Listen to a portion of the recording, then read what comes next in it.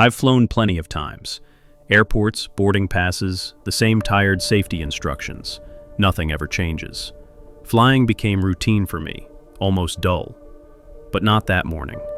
That morning, something happened that I can't explain, and I don't think I'll ever forget it. I was seated by the window in row 14, buckled in, earbuds ready, when I noticed him. At first, there was nothing unusual. Just another traveler sliding down the aisle with a carry-on. But when my eyes landed on his face, I froze. Something was off. Not in a way you'd notice at a glance, but if you stared, really stared, you could tell his face was disfigured. His skin rippled, scales flashing across his arms like shattered glass in the light. His jaw jutted forward, teeth too sharp, pupils slit into reptilian slivers. Then, just as quickly, it all snapped back, human again. People look strange under these harsh cabin lights, I told myself in an attempt to comfort myself. But when I looked again, I noticed his fingers stretched a little too long before snapping back into human form, as though his body hadn't quite settled into human form yet. I gripped the armrest so tightly my knuckles whitened. No one else reacted. Passengers kept fumbling with luggage, laughing at private jokes, scrolling through phones. The only other person who noticed was a little girl across the aisle. She stared, eyes wide, her lips parting like she wanted to cry. But her mother pulled her close and turned her head away. That confirmed it. I wasn't losing my mind. Someone else had seen it too. The cabin doors sealed shut with a heavy thump. My chest tightened as the flight attendants began their demonstration. My eyes never left row 11. He sat perfectly still, as if waiting. The engines roared to life, vibrating through the floor, rattling the tray table in front of me. We began rolling back from the gate. "No," I muttered, panic spiking through me. "No, we can't." I unclipped my seatbelt and stood. My voice came out louder than I intended. "Stop the plane!" Dozens of heads swiveled toward me. Confusion, irritation, judgment. But I didn't care. "I am getting off this plane," I shouted, my voice cracking. "That guy back there is not real." The nearest flight attendant rushed over, forcing a tight expression of calm. "Ma'am, you need to sit down." "No," I cut her off, pointing with a trembling hand. "Look at him. Watch him. He keeps changing." Passengers groaned, muttered. Someone laughed. Another said loudly, "Great, here we go." The flight attendant pressed the intercom phone with shaking hands. My pulse hammered in my ears. From the back, a man called out, "Sit down already." Laughter erupted again. People mocked, whispered about delays, rolled their eyes. But not everyone was mocking. Their posture stiffened. Their gazes flicked nervously toward row 11 before quickly darting away.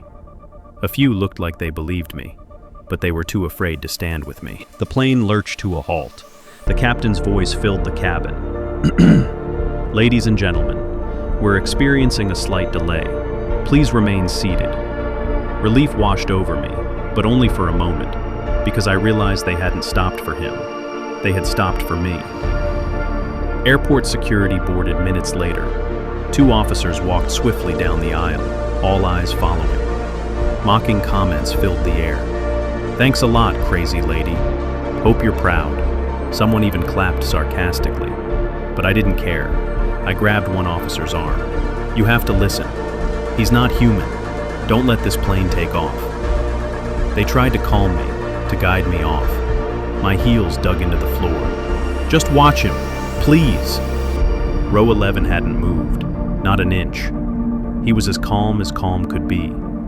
I was escorted off the plane, my screams echoing in the cabin. Some passengers cheered mockingly, relieved to see me go.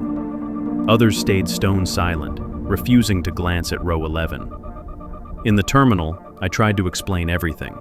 My voice cracked, my hands shook. "You can't let that flight take off," I said. "If it leaves the ground, something terrible will happen." No one believed me. They just saw a hysterical woman, another viral video waiting to happen. They walked me away from the gate. But as I looked through the terminal window, my eyes searching for row 11, he was gone. I don't know if that plane ever left the ground. However, if it did, I hope they all made it safely to their destination. Ephesians, chapter 6, verse 12.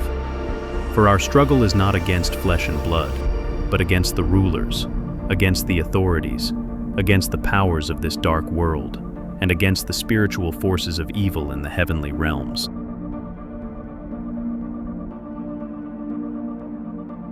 It was around midnight. I'd just finished a late shift and was cutting through downtown to save time. That's when I saw him, a homeless man sitting against the brick wall under the old overpass. His clothes were soaked through, his hands cupped around an empty paper cup. I almost walked past, but then guilt caught me. I'd had a sandwich left over from dinner and a few bills in my pocket.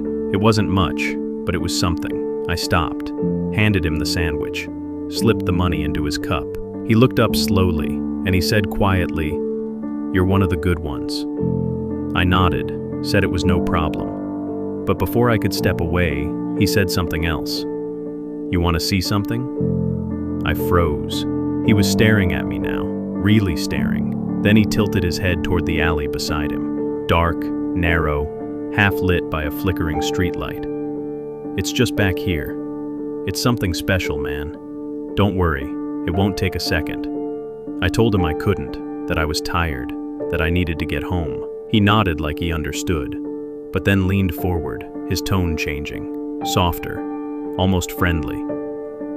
"Come on, man. I wouldn't ask if it wasn't worth it. I just need help carrying something. You're strong, I can tell.